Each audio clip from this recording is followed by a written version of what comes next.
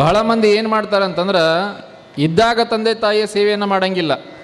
ಯಾವಾಗ ಅವರು ತೀರಿ ಹೋಗ್ತಾರಲ್ಲ, ಯಾವಾಗ ಅವರು ಸರಿ ಹೊಂದುತ್ತಾರಲ್ಲ, ನಂತರದಲ್ಲಿ ನೋಡ್ಬೇಕಾದ್ರೆ ವೈಭವ. ಚಲೋ ಒಂದು ದೊಡ್ಡ ಫೋಟೋ ಮಾಡಿಸೋದು, ಅದ್ರ ಮುಂದೆ ಚಲೋ ರೇಷ್ಮೆ ಸೀರೆ ಇಡೋದು, ಕಡುಬು ಕರ್ಚಿಕಾಯಿ ಇಡೋದು, ಫೋಟೋ ಇಟ್ಟು ಅದೊಂದು ಪೋಸ್ ಕೊಡೋದು. ಆ ತಪ್ಪನ್ನು ಮಾಡೋಕ್ಕೆ ಹೋಗ್ಬೇಡ್ರಿ. ಇನ್ನೂ ಒಂದೆಷ್ಟು ಮಂದಿ ಏನು ಮಾಡ್ತಾರೆ ಅಂತಂದ್ರೆ, ಇದ್ದಾಗ ಆ ತಾಯಿ ಸೀರೆ ಉಟ್ಕೊಳ್ಳಾಕಿರ್ಲಾರ್ದು ಒಂದೇ ಸೀರೆಯನ್ನು ದಿನಾನು ಉಟ್ಕೊಂತಿರ್ತಾಳೆ. ಒಂದು ಸೀರೆ ತಂದು ಕೊಡಲಾರ್ದಂಥ ಮನುಷ್ಯ ಸತ್ತು ಹೋದ ಮೇಲೆ ಚಲೋ ಇಳಕಲ್ ಸೀರೆ ಇಟ್ಟರೆ ಉಪಯೋಗ ಅದಕ್ಕೆ ಬಂತು. ಇದ್ದಾಗ ಒಂದು ರೊಟ್ಟಿ ಕೊಡಲಾರ್ದಂಥ ಮನುಷ್ಯ ವರ್ಷಕ್ಕೊಮ್ಮೆ ಕಡುಬು ಮಾಡಿ ಆ ಫೋಟೋದ ಮುಂದೆ ಇಟ್ಟರೆ ಎದಕ್ಕೆ ಉಪಯೋಗ ಬಂತು. ಇನ್ನೂ ಒಂದಿಷ್ಟು ಮಂದಿ ಹೋಗಿ ಅನ್ನ ಸಂತರ್ಪಣೆ ಮಾಡ್ತಿರ್ತಾರೆ. ಇದ್ದಾಗ ತಂದೆ ತಾಯಿ ಹಸ್ಕೊಂಡು ತೀರ್ಕೊಂಡಿರ್ತಾರೆ, ಹಸ್ಕೊಂಡು ಒದ್ದಾಡ್ತಿರ್ತಾರೆ. ಅವಾಗ ನೋಡ್ಲಾರ್ದ ಹೋಗಿ ತೀರ್ಕೊಂಡ ಮೇಲೆ ಅವ್ರ ಹೆಸರಲ್ಲಿ ಅನ್ನ ಸಂತರ್ಪಣೆಯನ್ನು ಮಾಡಿದರೆ ಎದಕ್ಕೆ ಉಪಯೋಗ ಬಂತು. ಅದು ದೇವರಿಗೆ ಸಲ್ಲುವಂಥ ಮಾತಲ್ಲ. ಎಲ್ಲ ನಾನು ಚಲೋ ಇರ್ತಾವ್ರಿ. ಈಗ ಅರ್ಧ ಮಂದಿ ಪರಿಸ್ಥಿತಿ ಹೆಂಗಾಗಿತ್ತು ಅಂದ್ರೆ, ಈ ಟಿ ವಿ ನೋಡೇ ಇವು ಎಲ್ಲ ಶುರುವಾಗ್ಯಾವ. ಅತ್ತಿ ಸೊಸಿ ಜಗಳ ಅವು ಇವು ಏನು ಬಿತ್ತಲಾರ್ದೆಲ್ಲ ತಿಳಿಯೊಳಗೆ ಈ ಟಿ ವಿಗಳಿಗೆ ಬಿತ್ತಾಕೈತಿ. ಧಾರಾವಾಹಿ ಐತಲ್ಲ, ಮೋಸ್ಟ್ ಡೇಂಜರ್ ಅದು. ದೊಡ್ಡ ದೊಡ್ಡ ಅನಾಹುತ ಮಾಡಿಡುತ್ತೆ. ಒಬ್ಬ ಹೆಣ್ಮಗಳು ಸಾಯಂಕಾಲ ಧಾರಾವಾಹಿ ನೋಡ್ಬೇಕಂತ ಅಂದ್ಕೊಂಡ್ಲು, ಕರೆಂಟ್ ಹೋದ್ವು. ಏನೇನು ಬೈಗಳದಾವಲ್ಲ ಎಲ್ಲವನ್ನು KBR ಅವ್ರ ಮೇಲೆ ಬೈದ್ಲಕ್ಕೆ. ಬೈದು ಮಕ್ಕೊಂಡ್ಲು. ಬೆಳಗ್ಗೆ ಎದ್ದು ಅವ್ರು ಟಿ ವಿಯವರು ಭಾಳ ಹುಷಾರು, ಚಾನೆಲ್ದವರು. ಇವತ್ತೇನಿರ್ತಾವಲ್ಲ ಮಾರನೇ ದಿವಸ ಬೆಳಿಗ್ಗೆ ಹಾಕ್ತಾರೆ ಅವರು. ಬೆಳಿಗ್ಗೆ ಹಾಕಕತ್ರು. ಒಂದು ಬೆಳಿಗ್ಗೆ ಸ್ನಾನ ಮಾಡಿ ಭಸ್ಮ ಹಚ್ಕೊಂಡು ಮುಂದೆ ಕುಂತ್ಲು ಟಿ ವಿ ಮುಂದೆ. ಗಂಡ ಬೆಳಿಗ್ಗೆ ಎದ್ದು ನನಗೆ ಹಸು ಆಗೈತಿ ಅಂದ. ಒಂದು 10 ನಿಮಿಷ ಮಾಡಿಕೊಡ್ತೀನಿ ಅಂದ್ಲು. ಮಾಡಿಕೊಡ್ತೀನಿ ಅಂದ್ಲು. ನನಗೆ ತಾಳೋ ಶಕ್ತಿ ಇಲ್ಲ, ಹೊಲ್ದಾಗ ಕೆಲಸ ಭಾಳ ಅದಾವು, ನಾವು ಹೋಗಿರ್ತೀನಿ, ಒಂದು ಅರ್ಧ ತಾಸ್ನಾಗ ರೊಟ್ಟಿ ಮಾಡ್ಕೊಂಬ ಅಂತ ಹೇಳಿದ. ರೊಟ್ಟಿ ಪಲ್ಯ ಎಲ್ಲ ಮಾಡ್ಕೊಂಬ ಅಂತಂದ. ಆಯಿತು ಅಂತ ಅಂದ್ಲಕ್ಕಿ. ಅಂದ್ಲು. ಅವ ಹೋಗಿಂದಿದ್ದು ಟಿ ವಿ ಮುಂದೆ. ಟಿ ವಿ ನೋಡ್ಕೊಂಡು ಬಾಯಿ ತರ್ಕೊಂಡು ಕುಂತ್ಬಿಟ್ಟಿದ್ದೆ. ಒಂದು ಸೀರಿಯಲ್ ಮುಗೀತು, 2 ಸೀರಿಯಲ್ ಮುಗೀತು. ಅವ ಅರ್ಧ ತಾಸನೇ ಬಾ ಅಂತ ಹೇಳ್ಯಾನ 7ಕ್ಕೆ. 12 ಗಂಟೆಗೆ ಕರೆಂಟ್ ಹೋದು. ಅವಾಗ ಮತ್ತಾರು ಬಂತು. ಆ ಕಡೆ ನೋಡಕತ್ಲಿಕ್ಕೆ ನೋಡಿ ಅಂದ್ಲು. ಓ ಗಂಡ ಹೇಳ್ಯಾನ ಅಡಿಗೆ ಒಯ್ಬೇಕಾಗಿತ್ತು. ವಿಚಾರ ಮಾಡಿದ್ಲು. ಟೈಮ್ ಆಯ್ತು, ಭಾಳ ಹಸ್ಕೊಂಡಿರ್ತಾನಂತಂದು ಪ್ಲ್ಯಾನ್ ಮಾಡಿದ್ಲಿಕ್ಕೆ. ಭಾಳ ಹುಷಾರಿದ್ಲು ಹೆಣ್ಮಗಳು. ಪ್ಲ್ಯಾನ್ ಮಾಡೋದಕ್ಕೆ ಟಿಫಿನ್ ಬಾಕ್ಸ್ ತೊಗೊಂಡು ಒಂದ್ರಾಗ ಹಿಟ್ಟು ಹಾಕ್ಕೊಂಡ್ಲು, ಟಿಫಿನ್ ಬಾಕ್ಸ್ನಾಗ ಒಂದ್ರಾಗ ಬದ್ನಿಕಾಯಿ ಹಾಕ್ಕೊಂಡ್ಲು, ಒಂದ್ರಾಗ ಅಕ್ಕಿ ಹಾಕ್ಕೊಂಡು ಕೈಯಾಗ ಹಿಡ್ಕೊಂಡು ಸರ ಹೊಂಟ್ಲು. ಅವ ಹೊಲ್ದಾಗ ದುಡಿದು ಬಿಸಿಲಾಗ ನಿಂತು ಹಸ್ಕೊಂಡು ವೀರಭದ್ರಾಗಿದ್ದವ. ಬಂದರ ಬರ್ಲಿಕ್ಕೆ ಅಂತ ಕಾಯಕತ್ತಿದ್ದ. ಬರೋದಷ್ಟ ತಡ ಅವ ಮಾತಾಡಲಿಲ್ಲ, ಬಾರ್ಕೋಲ್ ಮಾತಾಡಕತ್ತ. ತೊಗೊಂಡು ರಮ್ಮ ಹೊಡ್ಯಾಕತ್ತ. ತಡ್ರಿ ಅಂದಕ್ಕೆ. ತಡ್ರಿ ಎದಕ್ಕೆ ಹೊಡ್ಯಾಕತ್ತೀರಿ ನನಗೆ? ಅವಾಗ ತೊಮ್ಮ ಅಂತೇಳಿ, ನೀ 12ಕ್ಕೆ ಬಂದಿಯಲ್ಲ, ಬುದ್ಧಿಲ್ಲ ನಿನಗೆ ಅಂತ ಹೊಡ್ಯಾಕತ್ತ. ನಾ ಏನು ಮಾಡಕತ್ತೀನಿ ಅಂತ ಮಾಡಿರಿ ನೀವು? ನಿಮಗೆ ಒಳ್ಳೇದಾಗಲಿ ಅಂತಂದು ಭಾಗಮ್ಮನ ಪೂಜೆ ಮಾಡಕತ್ತೀನಿ ಅಂದ್ಲಕ್ಕಿ. ಇಲ್ಲಿ ಸೀರಿಯಲ್ ನೋಡ್ಯಾಳ. ಇಲ್ಲಿ ಒಳಗೆ ಭಾಗ್ಯವಂತಿ ಪೂಜೆ ಮಾಡಕತ್ತಿದ್ದೆ, ನನಗೆ ಹೊಡಿತೀರಿ ನೀವು? ಸುಳ್ಳಾಡ್ತಿ ಅಂದ್ರೆ ಮತ್ತೆ ಹೊಡೆದ ರಪ್ಪ. ನನ್ನಂತ ಪತಿವ್ರತ ಹೆಣ್ಮಕ್ಳಿಗೆ, ಸತ್ಯ ಮಾತಾಡುವಂಥ ಹೆಣ್ಮಕ್ಳಿಗೆ ಈ ನಮ್ನಿ ಹೊಡೆದಿರಿ ಅಂತಂದ್ರೆ, ನಾನೇನು ನಿಮಗೆ ಪ್ರೀತಿಯಿಂದ ಅಡುಗೆ ಮಾಡ್ಕೊಂಬಂದಿದ್ದೆಲ್ಲ, ರೊಟ್ಟಿ ಹಿಟ್ಟಾಗಲಿ, ಅನ್ನ ಅಕ್ಕಿ ಆಗಲಿ, ಬದ್ನಿಕಾಯಿ ಪಲ್ಯ ಬದ್ನಿಕಾಯಿ ಆಗಲಿ ಅಂದ್ಲು. ಅವಂದು ನಾ ಹೊಡೆತಕ್ಕೆ ತೆಲಿಗಿಲಿ ಅಂತ ಕೇಳ್ತಾನೆ ಇದ್ರದ್ದು ಅಂತ ಅವ ಅನ್ಕೊಂಡ. ಆಯ್ತು ಬಿಡು, ಹಿಂಗೆ ಹೋದ್ರಿ ನೀ ಅಂದಾನ. ಹೋಗಿ ಟಿಫಿನ್ ಬಾಕ್ಸ್ ತೆಗಿತಾನ. ಹಿಟ್ಟು ಬದ್ನಿಕಾಯಿ ಮತ್ತು ಅಕ್ಕಿ ಅವ ಅದಾವು. ಹೊಟ್ಟೆ ರೂಮ್ ಅಂತ ಅವಂದು. ನಾನು ಹೇಳ್ತಿ ಯಾವಾಗಿದ್ರೆ ಪವಾಡ ಮಾಡಕತ್ತಂತ ಅಂದು ಯವ್ವ ನೀನು ಶಕ್ತಿ ದೊಡ್ಡದೈತಿ ಅಂತ ಕೈ ಮುಗದ. ಮತ್ತು ನಾ ಅಂದ್ರೆ ಏನು ಮಾಡಿ ಕಾಲು ಬಿಡ್ರಿ ಅಂದ ಅಕ್ಕಿ. ಇವು ಧಾರಾವಾಹಿ ಇಷ್ಟ ಅನಾಹುತ ಮಾಡ್ತಾವೆ ನೋಡವು. ಹೇಳುವಂಥದ್ದು ಅಂತಂದ್ರೆ ಹೆಣ್ಮಕ್ಳ ಶಕ್ತಿನ ಹಂಗೆ. ಗಂಡ್ಮಕ್ಳಿಗಿಂತ ಹೆಣ್ಮಕ್ಳು 8 ಪಟ್ಟು ಕೆಲಸ ಮಾಡ್ತಾರಂತವ. ಎಷ್ಟು ಪಟ್ಟು? 8 ಪಟ್ಟು. ಗಂಡ್ಮಕ್ಳು ನೋಡ್ರಿ ಹೊರಗೆ ದುಡ್ದು ಬರ್ತಾರೆ, ಒಳಗೇನು ಆಟಿಲ್ಲ ಅವ್ರದ್ದು ಹೆಚ್ಚಿಗೆ. ಭಾಳ ಅದು ಕಾಲು ಚಾಚ್ಕೊಂಡು ಮೊಬೈಲ್ ನೋಡ್ಕೊಂಡು ಕುಂದಿರ್ತಾವೆ. ಹೆಣ್ಮಕ್ಳು ಹಂಗಲ್ಲ. ಮನ್ಯಾಗ ಕಸ ಹೊಡೆಯೋದು, ಬಾಂಡೆ ತಿಕ್ಕೋದು, ಅದ್ರ ಜೊತೆಗೆ ಒರೆಸೋದು, ಬಟ್ಟೆ ಒಗೆಯೋದೆಲ್ಲ ಮಾಡ್ತಾರೆ. ಮತ್ತು ಹೊರಗೆ ಹೋಗಿ ಧರ್ಮಸ್ಥಳ ಸಂಘದ ಜಗಳಾಡಿನೂ ಬರ್ತಾರೆ. ಆ ಮಾತು ಬೇರೆ. ಇಲ್ಲಿ ಯಾರಿಲ್ಲ, ಬೇರೆಯವ್ರಿನ ಸುದ್ದಿ ಹೇಳಕತ್ತೆ. ಹೊರಗೆ ಸುತ್ತಾಡೆಲ್ಲ ಮತ್ತು ಮಾಡಿ ಕೆಲಸ ಮಾಡ್ಕೊಂಡು ಬರ್ತಾರೆ. ಗಂಡ್ಮಕ್ಳಿಗಿಂತ 8 ಪಟ್ಟು ಕೆಲಸ ಹೆಚ್ಚಿಗೆ ಮಾಡ್ತಿರಂತ. ಗಂಡ್ಮಕ್ಳಿಗಿಂತ 4 ಪಟ್ಟು ಬುದ್ಧಿಶಕ್ತಿ ಹೆಣ್ಮಕ್ಳಲ್ಲಿ ಹೆಚ್ಚಿಗೆ ಇರುತ್ತಂತೆ. ಎಷ್ಟು ಪಟ್ಟಿವ? 4 ಪಟ್ಟು. ಇದೇನು ಹೇಳಾಕತ್ರಿ ಮುತ್ಯಾರ? ಹೆಣ್ಮಕ್ಳ ಬುದ್ಧಿ ನೀವ್ಯಾಕೆ ಅನ್ನಕತ್ತೀರಿ? ಯಾವ ಮಣ್ಕಾಲು ಕೆಳಗಂತ? ನಾ ಅಂತೂ ಅನ್ನಕತ್ತಿಲ್ಲ. ಯಾರು ಮಾಡ್ಯಾರೇನು ಸುಳ್ಳೈತದ ಶಾಸ್ತ್ರ. ಯಾಕೆ ಹೆಣ್ಮಕ್ಳಲ್ಲಿ ಬುದ್ಧಿಶಕ್ತಿ ಹೆಚ್ಚಿಗೆ ಇರ್ತಂತ ಹೇಳ್ತೀನಿ ನಿಮಗೆ. ಮನುಷ್ಯನ ಜೀವದಾಗ ಕಷ್ಟಗಳು ಬರ್ತಾವೆ, ಯಾರಿಗೂ ಕಷ್ಟ ಬಿಟ್ಟಿಲ್ಲ. ನರ್ರಾಗಿ ಹುಟ್ಟಿವಿ ಅಂತಂದ್ರೆ ಕಷ್ಟವನ್ನು ಎದುರಿಸಲೇಬೇಕು. ಮನುಷ್ಯನಿಗೆ ಕಷ್ಟ ಬಂದಾಗ ಎಲ್ಲಿ ಹೋಗಿ ಏನು ಚಿಟ್ಟಿ ಕಟ್ಸ್ಕೊಂಬಂದ್ರು ಒಮ್ಮೆ ಕೆಲಸ ಆಗಂಗಿಲ್ಲ. ಅವಾಗ ಹೆಂಡತಿ ಪಕ್ಕದಾಗ ಕುಣಿಸ್ಕೊಂಡು ಅಂಜಾಕ್ ಹೋಗ್ಬೇಡ್ರಿ, ಚಿಂತೆ ಮಾಡಕ್ಕೆ ಹೋಗ್ಬೇಡ್ರಿ. ಇವತ್ತು ನಮಗೆ ಕಷ್ಟ ಇರ್ಬೋದು, ಇವತ್ತು ನಮಗೆ ಬಡತನ ಇರ್ಬೋದು, ಇವತ್ತು ನಮಗೆ ಮಕ್ಕಳ ಫೀಸ್ ತುಂಬಾಕು ದುಡ್ಡು ಇರಲಾರ್ದಂಥ ಸ್ಥಿತಿ ಇರ್ಬೋದು, ಇವತ್ತು ಹೊಟ್ಟಿಗೆ ಅನ್ನಕ್ಕೆ ಬಡತನ ಇರ್ಬೋದು. ಮುಂದೊಂದು ದಿವಸ ಕಷ್ಟಪಟ್ಟು ದುಡಿದ್ವಿ ಅಂತಂದ್ರೆ ಚನ್ನವೀರೇಶನ ಆಶೀರ್ವಾದದಿಂದ ಒಳ್ಳೇದಾಗತ್ತನ್ನುವಂಥ ಒಂದು ಮಾತು ಹೇಳಿದಂದ್ರೆ, ಒಂದು ಧೈರ್ಯದ ಮಾತು ಹೇಳಿದ್ದಂದ್ರೆ ಅದು 100 ಭಗವದ್ಗೀತೆಗೆ ಸಮ, 100 ಭಗವದ್ಗೀತೆಗೆ ಸಮ. ಹೆಂಡತಿ ಒಂದು ಮಾತು ಅಷ್ಟು ದೊಡ್ಡ ಕೆಲಸ ಮಾಡುತ್ತೆ. ಹೀಗಾಗಿ ಗಂಡ್ಮಕ್ಳಿಗಿಂತ 4 ಪಟ್ಟು ಬುದ್ಧಿಶಕ್ತಿ ಹೆಚ್ಚಿಗೆ ಇರುತ್ತಂತ. ಇನ್ನೊಂದು ಐತವ ಹೇಳ, ನೀವು ಹೇಳಂದ್ರೆ ಹೇಳ್ತೀನಿ, ಇಲ್ಲಾಂದ್ರೆ ಇಲ್ಲ. ಹೇಳವಾ? ಹಾಂ, ಗಂಡ್ಮಕ್ಳಿಗಿಂತ 2 ಪಟ್ಟು ಊಟ ಹೆಚ್ಚಿಗೆ ಮಾಡ್ತೀರಂತ ನೀವು. ಇದೇನು ಹೇಳಿದ್ರಿ ಮತ್ತೆ ಯಾರು ಉಬ್ಬಿಶ್ ಉಬ್ಬಿಶ್ ಟಬ್ ಅನ್ನಿಸ್ದಂಗೆ ಆತಂತೀರ, ಹೆಂಗಂತೀರನ? ಹಾಂ, ಅದಕ್ಕೆ ಹೇಳ್ತೀನಿ. ಅಡಿಗೆ ಮಾಡೋತ್ತೆ ನೋಡ್ಬೇಕ್ರಿ ಇವ್ರ ಆಟ. ಉಪ್ಪಾಗೈತೆ ಇಲ್ಲ, ಖಾರ ಆಗೈತೆ ಇಲ್ಲ, ಕುದ್ದೀತೆ ಇಲ್ಲ, ಬೆಂದಿತ್ತಿಲ್ಲ, ಹೊಡೆದ ಯಾರ ಬರ್ಬೇಕು, ಯವ್ವ ಊಟ ಮಾಡಿ ಅನ್ನ. ಎಲ್ಲಿ ಊಟ ಹಚ್ಚಿರಿ? ನಮ್ಮ ಮನೆಯವರು ಊಟ ಮಾಡೋವರೆಗೂ ನಾವು ಒಂದು ಹನಿ ನೀರು ಕುಡಿಯಂಗಿಲ್ಲ ಅಂತಿರ್ತಾಳ. ಒಂದು ಗಜ್ ಒಳಗೆ ಮುಗದ ಬಿಟ್ಟಿರ್ತದ. ಹೊಡ್ಯದ ಮತ್ತು ಅದರಾಗ ನೋಡ್ರಿ ಹೆಣ್ಮಕ್ಳು ಭಾಳ ಜಾಣ್ರು. ಮೊದಲೇಕ ಊಟ ಕುಂದ್ರವ್ರು ಅವ್ರು. ಎಲ್ಲರಿಗೂ ಊಟ ಮಾಡಿ ಕೊನೆಗೆ ಕುಂದಿರ್ತಾರೆ. ಏನೇನು ಉಳಿದಿರ್ತಾರೆ ಎಲ್ಲ ಮುಂದೆ ಇಟ್ಕೊಂಡು ಕುಂದ್ರೋದು. ಹಾಕೊಳ್ಳೋದು. ಯಾರು ಅನ್ಬೇಕು, ಯವ್ವ ಎಷ್ಟು ಉಣ್ತೀಯ ಏ ನೀನು ಹೊರಗಿದ್ರ ಹಳಸಿದ್ರೆ ಹೊಟ್ಟೆ ಗಳಿಸ್ಲಿ ಅನ್ನೋದು ಹೊಡೆದ ಅದನ್ನು. ಇಷ್ಟು ಶಕ್ತಿ ಐತಿ, ಇಷ್ಟು ಶಕ್ತಿನೂ ಐತಿ. ಇನ್ನೊಂದು ಶಕ್ತಿನೂ ಐತಿ. ಏನು ಶಕ್ತಿ ಅಂತಂದ್ರೆ, ಸಂದರ್ಭ ಬಂದು, ಸಮಯ ಬಂದು, ಮನೆಯವ್ರು ಊಟ ಮಾಡಿ, ಮಕ್ಕಳು ಊಟ ಮಾಡಿ, ಪಕ್ಕದ ಮನೆಯವರು ಊಟ ಮಾಡಿ, ಬೀಗರು ಊಟ ಮಾಡಿ, ಏನೂ ಇರಲಾರ್ದಂಥ ಸಂದರ್ಭ ಬಂತು ಅಂತಂದ್ರೆ, ರಾತ್ರಿ ಸಮಯದಲ್ಲಿ ಒಂದೇ ಒಂದು ಗ್ಲಾಸ್ ತಣ್ಣೀರು ಕುಡಿದು ಮಲ್ಕೊಳ್ಳುವಂಥ ಶಕ್ತಿ ಯಾರಲ್ಲಿ ಐತೆ ಅಂದ್ರೆ ಅದು ನಮ್ಮ ನಾಡಿನ ತಾಯಂದಿರಲ್ಲಿ ಐತೆ ಅಂತ ಹೇಳಬೇಕು. ಹೆಣ್ಣಿಗೆ ಭೋಗವನ್ನು ಕೊಟ್ಟಾನ ದೇವರು, ತ್ಯಾಗವನ್ನು ಕೊಟ್ಟಾನ. ತ್ಯಾಗ ಮೂರ್ತಿ ಆಗಬೇಕು ಹೆಣ್ಣು. ಯಾವಾಗ ಹೆಣ್ಣು ತ್ಯಾಗ ಮೂರ್ತಿ ಆಕಾಳ, ಮನಿ ಅನ್ನೋದು ಅನ್ನಪೂರ್ಣೇಶ್ವರಿಯ ನಿಲಯ ಆಗತ್ತೆ. ಅಂತಹ ತ್ಯಾಗ ಯೋಗಿಣಿಯ ಕತೆ ಶಿವಮೊಗ್ಗ ಜಿಲ್ಲೆಯಲ್ಲಿ ಬರುವಂಥ ಒಂದು ಊರು ಉಡುಗಣಿ ಅಂತ ಊರು. ಆ ಊರಿನಲ್ಲಿ ನಿರ್ಮಲ ಶೆಟ್ಟಿ ಮತ್ತು ಸುಮತಿ ಅನ್ನುವಂತಹ ದಂಪತಿಗಳು, ಆದರ್ಶ ದಂಪತಿಗಳು, ಸತ್ಯಶುದ್ಧವಂತರಾದಂತಹ ಕಾಯಕ ಮಾಡುವಂಥವ್ರು, ಲಿಂಗ ಪೂಜಾ ನಿಷ್ಠರು. ಹೀಗಿದ್ದಂಥ ಸಂದರ್ಭದಲ್ಲಿ ಅವರಿಗೆ ಒಂದು ಮಗಳಾಕ್ಕಾಳ. ಆಕೆಗೆ ಮಹಾದೇವಿ ಅಂತ ಹೆಸರಿಟ್ಟರು. ಮಹಾದೇವಿ ಎಲ್ಲರಂಗೆ ಇದ್ದಿದ್ದಿಲ್ಲ. ಎಲ್ಲರಿಗೂ ಸಂಸಾರದ ವ್ಯಾಮೋಹ, ಮಹಾದೇವಿಗೆ ಆಧ್ಯಾತ್ಮದ ವ್ಯಾಮೋಹ. ಹುಡುಗಿ ಬೆಳೀತಾ 7ನೇ ವಯಸ್ಸಿಗೆ ಬರ್ತಾಳ. ತಾಯಿ ಅಡಿಗೆ ಮಾಡ್ಕೊಂತ ಕುಂತಿರ್ತಾಳ. ಮಹಾದೇವಿ 4 ಮಂದಿ ಜೊತೆ ಹೊರಗೆ ಆಟ ಆಡ್ತಿರ್ತಾಳ. ಆಡುವಾಗ ಅವ್ರು ಅಂತಾರ, ನಿನ್ನ ಗಂಡನ ಹೆಸರೇನು ಅಂತ ಕೇಳ್ತಾರ ಅವರು. ಈ ಹುಡುಗರು ಹುಡುಗಾಟಿಕೆ ಮಾಡ್ತಿರ್ತಾರಲ್ಲ, ನಿನ್ನ ಗಂಡ ಯಾರು, ಅವನ ಹೆಸರೇನು ಅಂತ ಹುಡುಗಾಟಿಕೆ ಮಾಡಿದ್ರು. ಆಕೆ ಹೋದ್ಲು. ಹೋಗಿ ಅವ್ವನ್ ಕೇಳ್ತಾಳ, ಅವ್ವ ನನ್ನ ಗಂಡನ ಹೆಸರೇನು ಅಂತ ಕೇಳಿದ್ಲು.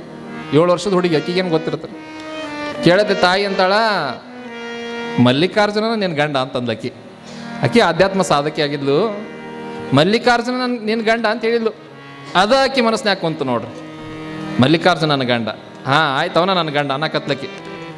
ಹಗಲು ರಾತ್ರಿ ಮಲ್ಲಿಕಾರ್ಜುನನ ಧ್ಯಾನ ಮಾಡಕತ್ಲು, ಮಲ್ಲಯ್ಯನ ಧ್ಯಾನ ಮಾಡಕತ್ಲು. ಹೀಗಿದ್ದಾಗ ಆ ಊರಿನಲ್ಲಿ ಗುರುಲಿಂಗ ಸ್ವಾಮಿಗಳು ಅನ್ನೋಂಥ ಒಬ್ಬ ಸ್ವಾಮಿಗಳು, ಅವರು ಕಲ್ಯಾಣಕ್ಕೆ ಹೋಗಿ ಬಂದಂಥವರಾಗಿದ್ದರು, ವಚನ ಸಾಹಿತ್ಯವನ್ನು ಓದ್ದವರಾಗಿದ್ದರು. ಅವ್ರ ಹತ್ರ ಲಿಂಗ ದೀಕ್ಷೆಯನ್ನು ಮಾಡಿಸ್ತಾರೆ ಮಹಾದೇವಿಗೆ. ಲಿಂಗ ದೀಕ್ಷೆಯನ್ನು ಪಡ್ಕೊತಾಳ. ದಿನಕ್ಕೆ 3 ಸಮಯ, 3 ಹೊತ್ತು 12ನೇ ವಯಸ್ಸಿನಲ್ಲಿ ಲಿಂಗ ಪೂಜೆಯನ್ನು ಮಾಡ್ಕೊತಿದ್ಲು. ಹೀಗಿದ್ದಾಗ ಒಂದು 5-6 ವರ್ಷಗಳು ಗತಿಸಿ ಹೊಕ್ಕಾವು. ಊರ ಮಂದಿ ಎಲ್ಲ ಮಗಳು ಇದ್ರೆ ಮಹಾದೇವಿ ಹಂಗಿರಬೇಕು ಅಂತಿದ್ರು. ಅಷ್ಟರ ಮಟ್ಟಿಗೆ ಸಂಸ್ಕಾರವಂತಳಾಗಿದ್ಲು. ಗುರು ಹಿರಿಯರಿಗೆ ಗೌರವ ಕೊಡ್ತಿದ್ಲು, ಒಳ್ಳೆಯದನ್ನೇ ಮಾತಾಡ್ತಿದ್ಲು, ಒಳ್ಳೆಯ ನಡತೆಯನ್ನು ಹೊಂದಿದ್ಲು. ಹೀಗಿದ್ದಾಗ ಆ ರಾಜ್ಯವನ್ನು ಆಳುವಂಥ ರಾಜ ಕೌಶಿಕ ಮಹಾರಾಜ. ಕೌಶಿಕ ಮಹಾರಾಜನ ದೊಡ್ಡ ಮೆರವಣಿಗೆ ಹೋಗ್ತಿರುತ್ತೆ. ಊರ ಮಂದಿ ಎಲ್ಲ ಮೆರವಣಿಗೆ ನೋಡಬೇಕು ಅಂತ ನಿಂತಿರ್ತಾರ. ಮಹಾದೇವಿ ನೋಡಾಕ ಬಹಳ ಸ್ಫುರದ್ರೂಪಿಯಾಗಿದ್ಲು. ಆಕೆಯೇ ನೋಡಿದ್ರೆ ಸಾಕು, ಏನಮ್ಮ ಇಷ್ಟು ದೇವರಿಕೆಗೆ ಸೌಂದರ್ಯ ಕೊಟ್ಟಾನಂತ ಅನ್ನಬೇಕು, ಅಷ್ಟು ಸೌಂದರ್ಯವತಿಯಾಗಿದ್ಲು. 16-17 ವರ್ಷದ ಹುಡುಗಿ. ಎಲ್ಲರೂ ಉತ್ಸವವನ್ನು ನೋಡಾಕತ್ತಾರ, ಅವ್ರ ಜೊತೆ ತಾನು ನಿಂತಾಳ, ಗೆಳತಿಯರ ಜೊತೆಗೆ. ನಿಂತಹ ಸಂದರ್ಭದಲ್ಲಿ ಕೌಶಿಕ ಮಹಾರಾಜನ ಮೆರವಣಿಗೆ ಹೊಂಟಿತ್ತು. ಹೋಗುವಾಗ ಅಕ್ಕ ಮಹಾದೇವಿ ಮೆರವಣಿಗೆಯ ವೈಭವನ ನೋಡಾಕತ್ತಿದ್ಲು. ಮಹಾದೇವಿ ನೋಡುವಾಗ ಕೌಶಿಕ ಮಹಾರಾಜನ ಕಣ್ಣು ಆಕೆಯ ಮೇಲೆ ಬಿತ್ತು. ಯಾರೀಕೆ ಎಷ್ಟು ಚಲುವದಾಳ ಅಂತ ಅಂದು ಆಕೆಯ ಅವನ ಮಂತ್ರಿ ವಸಂತನಿಗೆ ಅಂತಾಳ, ಇವ್ರು ಯಾರು ನೋಡ್ಕೊಂಬ ಅಂತಂದ. ಆಕಿ ಹೆಣ್ಮಕ್ಳು ಯಾವ್ದಾರ ಆಕೆ ಬಗ್ಗೆ ತಿಳ್ಕೊಂಬ. ಆಯಿತು ಅಂತಂದ. ನನಗೆ ಯಾವ ಮೆರವಣಿಗೆ ಬೇಡ, ಆಕೆ ಯಾರಂತ ತಿಳ್ಕೊಂಬುದು ಆ ಸುದ್ದಿ ಮೊದಲು ಹೇಳು, ಆಕೆಯನ್ನು ಭೇಟಿ ಆಗಬೇಕು ಅಂತಂದವ. ಕಾಮಾತುರಾಣಂ ನ ಭಯಂ ನ ಲಜ್ಜಮ್ಮ ಅಂತಾರೆ. ಮನುಷ್ಯನಿಗೊಮ್ಮೆ ಕಾಮ ಏರ್ತು ಅಂತಂದ್ರೆ ಅವನಿಗೆ ಲಜ್ಜೆನೂ ನಾಚಿಕೆನೂ ಇರಂಗಿಲ್ಲ, ಭಯನೂ ಇರಂಗಿಲ್ಲ ಅಂತ. ಅದ್ರಾಗ ರಾಜ ಕೇಳಬೇಕಾ? ಆಯಿತು ಮಹಾರಾಜ ನಿಮ್ಮ ಅಪ್ಪಣೆ ಅಂದು ವಸಂತಕ್ಕೆ ಅಲ್ಲಿ ಹೊಕ್ಕಾನ. ಮಹಾರಾಜ ಮೆರವಣಿಗೆಯನ್ನು ಬಂದ್ ಮಾಡಿಸಿ ಹೊಳ್ಳಿ ಅರಮನೆಗೆ ಹೋದ. ಆಕೆ ಬಗ್ಗೆ ತಿಳ್ಕೊಂಬಂದೇನಂತ ಕೇಳಿದ. ಹೋಗಿ ತಿಳ್ಕೊಂಬಂದ. ಹಿಂಗೆ ನಿರ್ಮಲ ಶೆಟ್ಟಿ ಮತ್ತು ಸುಮತಿಯವರ ಮಗಳು ಮಹಾದೇವಿ ಅಂತ ಆಕೆ ಹೆಸರು. ಆಕೆಯನ್ನು ನಾನು ಮದುವೆ ಆಗಬೇಕು ಅಂತ ಕೌಶಿಕ ಅಂದಾಗ ವಸಂತಕ್ಕೆ ಅಲ್ಲಿ ಹೋಗಿ ಅವ್ರ ತಂದೆ ತಾಯಿ ಕೇಳ್ತಾನ, ಹಿಂಗೆ ರಾಜರು ಇಚ್ಛೆ ಪಟ್ಟಾರ ಆಸೆ ಪಟ್ಟಾರ ಅಂದ್ರೆ ನಿಮ್ಮ ಪುಣ್ಯ ಐತಿ, ಮದುವೆ ಮಾಡಿಕೊಡ್ರಿ ಅಂತ ಕೇಳಿದಾಗ ನಿರ್ಮಲ ಶೆಟ್ಟಿ ಅಂತಾನ ಅದು ಸಾಧ್ಯ ಇಲ್ಲ ಅಂತ ಹೇಳಿದವ. ನಾವು ಲಿಂಗವಂತರು, ಲಿಂಗನಿಷ್ಠೆ ಉಳ್ಳವರು. ಆತ ಜೈನ, ಅವರು ಲಿಂಗಧಾರಿಗಳಲ್ಲ. ಲಿಂಗಧಾರಿಗಳಿಗೆ ನಾವು ಮಗಳನ್ನು ಕೊಡಂಗಿಲ್ಲ ಅಂದ್ರೆ ಅವರು ಬಹಳ ಮಂದಿ ಶ್ರೀಮಂತಿಗೆ ಕಂಡುಕೊಳ್ಳಿ ಎಲ್ಲ ಜಾತಿ ಧರ್ಮವನ್ನು ಮೀರಿ ಸಂಬಂಧವನ್ನು ಬೆಳೆಸಾಕೋಕ್ಕಾರ. ಆವಾಗ ಧರ್ಮ ಹಾಳಾಗಿ ಹೋಗುತ್ತೆ. ನಮ್ಮ ಹಿರಿಕರು ಮಾಡಿದ್ರೊಳಗೆ ಒಂದು ಅರ್ಥ ಐತಿ, ಧರ್ಮ ಬಿಟ್ಟು ಎಂದೂ ನಡೆಯಕ್ಕೆ ಹೋಗಬಾರ್ದು. ನಿಮ್ಗೆ ಸಂಬಂಧ ಬೆಳೆಸೋಕೆ ಸಾಧ್ಯ ಇಲ್ಲ ಅಂತಂದು ನಿರ್ಮಲ ಶೆಟ್ಟಿ ಅಂತಾನ. ಇಲ್ಲ ನೀವು ಮಾಡೇ ಕೊಡಬೇಕು ಅಂತ ಕೇಳ್ಕೊತಾನ ವಸಂತಕ. ಅದು ಸಾಧ್ಯ ಇಲ್ಲ, ಹೆಚ್ಚು ಕಮ್ಮಿ ಆದ್ರೆ ನಾವು ಪ್ರಾಣ ಬಿಡ್ತೀವಿ ಹೊರತಾಗಿ ಲಿಂಗಧಾರಿಗಳಿಗೆ ಅಲ್ಲದವರಿಗೆ ನಮ್ಮ ಮಗಳನ್ನು ಕೊಡಂಗಿಲ್ಲ ಅಂದ್ರೆ ಅವರು ಅನ್ನತ್ಲೆ ಇದನ್ನು ತೊಗೊಂಬಂದು ಕೌಶಿಕನಿಗೆ ಹೇಳ್ತಾನ. ವಸಂತಕ್ಕೆ ಹಿಂಗೆ ಅನ್ನಕತ್ತಾರ ಅವ್ರ ತಂದೆ ತಾಯಿ. ಆ ಸಮಯದಲ್ಲಿ ಮಹಾದೇವಿ ಗುರುಲಿಂಗ ಸ್ವಾಮಿಗಳ ಕಡೆ ವಚನವನ್ನು ಕಲಿಯಕ್ಕೆ ಹೋಗಿದ್ಲು. ಹೋದಾಗ ಹಿಂಗೆ ಅನ್ನಕತ್ತಾರ, ಅವರಿಬ್ಬರನ್ನ ಕರ್ಕೊಂಬರ್ರಿ ಅಂದವು. ಕೌಶಿಕ ಕರ್ಕೊಂಬಂದು ಅವರಿಬ್ಬರನ್ನ ಜೈಲಿಗೆ ಹಾಕಿಸಿಬಿಟ್ಟ ಒಳಗೆ. ಯಾವಾಗ ನಮ್ಮ ಜೊತೆ ಸಂಬಂಧವನ್ನು ಬೆಳೆಸಂಗಿಲ್ಲ ಅಂತಂದ್ರೆ ನಿಮಗೆ ಬಿಡಂಗಿಲ್ಲ ಅಂತಂದು ಜೈಲಿಗೆ ಹಾಕಿದಾಗ ವಸಂತಗೆ ಹೇಳ್ತಾನ, ಇವ್ರನ್ನಂತೂ ಜೈಲಿಗೆ ಹಾಕಿದ್ದು ಆಕಿನ ಹೇಳ್ಕೊಂಬ ಅಂತಂದು ನಾವು ಕರ್ಕೊಂಬ ಆಕಿನ ಹೋಗಿ. ಅಲ್ಲಿಗೆ ಹೊಕ್ಕಾನ ವಸಂತಕ ವಚನವನ್ನು ಕಲಿಯಾಕತ್ತಿದ್ಲು. ಕಲಿಯುವಂಥ ಸಂದರ್ಭದಲ್ಲಿ ಹಿಂಗೆ ತಂದೆ ತಾಯಿನ ಬಂದಂದಾಗ ಇಟ್ಟಿವಿ, ನೀನು ಬರಬೇಕು, ಕೌಶಿಕ ಮಹಾರಾಜ ನಿನ್ನ ಜೊತೆ ಮದುವೆ ಆಗಬೇಕು ಅಂದಾಗ ಆಕೆಗೆ ಬಹಳ ಸಿಟ್ಟು ಬರುತ್ತೆ. ಸಿಟ್ಟು ಬಂದು ಏನೋ ಅನ್ಬೇಕಂತಾಳ. ಗುರುಲಿಂಗ ಸ್ವಾಮಿಗಳಂತಾರ, ಏನೂ ಮಾತಾಡಬೇಡ ಅಂದ್ರೆ ಅವ್ರು. ಇದು ಮಲ್ಲಯ್ಯನ ಇಚ್ಛೆ ಐತಿದು. ಕಲ್ಯಾಣದ ದಾರಿಯೊಳಗೆ ನೀನು ನಡೆಯುವಂಥ ಕಾಲ ಸನ್ನಿಹಿತ ಆಗೈತಿ, ಅದಕ್ಕೆ ಇವೆಲ್ಲ ನಡೆದಾವು. ನೀವು ಹೋಗು, ಆದ್ರೆ ಒಂದಿಷ್ಟು ಷರತ್ತುಗಳನ್ನು ಹಾಕವನಿಗೆ. ಆ ಷರತ್ತುಗಳು ನಂಗೆ ನಡ್ಕೊಂಡ್ರೆ ನೀನು ಹೆಂಡತಿಯಾಗಿ ಉಳಿತೀನಿ ಅಂತ ಹೇಳು ಅಂತ ಹೇಳಿದರು. ಆಯಿತು ಅಂತಂದು ಮಹಾದೇವಿ ಬರ್ತಾಳ. ತಂದೆ ತಾಯಿ ಬಿಡುಗಡೆ ಮಾಡಿಸ್ಬೇಕು 17 ವಯಸ್ಸದಲ್ಲಿ, ಆ ಜವಾಬ್ದಾರಿ ಆಕಿ ಜಾಣ ತಂದೆ ಅಂತ. ಆಯಿತು ನೀ ಹೇಳಿದ್ದನ್ನು ನಾ ಕೇಳ್ತೀನಿ, ನಾನು 3 ಷರತ್ತು ಅದಾವು. 1ನೇ ಷರತ್ತು ಅಂತಂದ್ರೆ ಲಿಂಗ ಪೂಜೆಗೆ ಅಡ್ಡಿ ಮಾಡಬಾರ್ದು. 2ನೇ ಷರತ್ತು ಅಂದ್ರೆ ಜಂಗಮ ಅರ್ಚನೆಗೆ ಅಡ್ಡಿ ಮಾಡಬಾರ್ದು. 3ನೇ ಷರತ್ತು ಅಂತಂದ್ರೆ ಶಿವಾನುಭವಕ್ಕೆ ಅಡ್ಡಿ ಮಾಡಬಾರ್ದು. ಈ 3 ಷರತ್ತುಗಳನ್ನು ಯಾವಾಗ ನೀ ಮುರಿತಿ ಅವಾಗ ನಾನು ನಿನ್ನ ಅರಮನೆಯಲ್ಲಿ ಇರಂಗಿಲ್ಲ ಅಂದ್ಲಕ್ಕಿ. ಅವತ್ತು ಜಾಗ ಬಿಡ್ತೀನಿ ಅಂದ್ಲಕ್ಕಿ. ಆಯ್ತು ಬಿಡ ನಾವು ಅವನಿಗೆ ಪಡ್ಕೊಳ್ಳೋ ಆಸೆ ಒಟ್ಟು ಹೇಗಾದ್ರೂ ಮಾಡಿ. ಆಯಿತು ಅಂದ ಮೇಲೆ ಅರಮನೆಯಲ್ಲಿ ಇರಾಕ್ ಪ್ರಾರಂಭ ಮಾಡ್ತಾಳ. ಇರಾಕ್ ಪ್ರಾರಂಭ ಮಾಡಿಂದ ಜಂಗಮ ಅರ್ಚನೆಯನ್ನು ಮಾಡ್ತಿರ್ತಾನೆ ಒಂದು ದಿವಸ ಅಕ್ಕ ಮಹಾದೇವಿ. ಅದನ್ನು ನೋಡ್ತಾನವ. ನೋಡಿ ನನ್ನ ಹತ್ರ ಬಂದು ಕುತ್ಕೊಂಡ್ರೆ ಒಂದು ದಿವಸ ಕುತ್ಕೊಳ್ಳಂಗಿಲ್ಲ. ಜಂಗಮರ ಹತ್ರ ಹೋಗಿ ಅವ್ರು ಸೇವಾ ಮಾಡ್ತಾಳೆ. ಎಂತಕ್ಕಿದ್ದೀನಿ ನೀನು ಅಂತಂದು ಹೋಗಿ ಜಂಗಮರಿಗೆ ಬೈದು ಬಿಡ್ತಾನೆ, ನಮ್ಮ ಅರಮನೆಗೆ ಯಾಕೆ ಬಂದಿರಿ ಅಂತ. ಒಂದು ಷರತ್ತು ಮುಗಿದು ಹೋತಲ್ಲಿಗೆ. ಮುಗಿದು ಹೋತು. ಜಂಗಮರು ಎದ್ದು ಹೋದರು. ಅಕ್ಕ ಮಹಾದೇವಿ ಅಂತಾಳ, ರಾಜ 1ನೇ ಷರತ್ತು ಮುರಿದಿ ನೀನು, ಜಂಗಮರಿಗೆ ಅಪಮಾನ ಮಾಡಿ ಕಳಿಸಿಬಿಟ್ಟಿ ನೀನು ಅಂತ ಹೇಳಿದರು.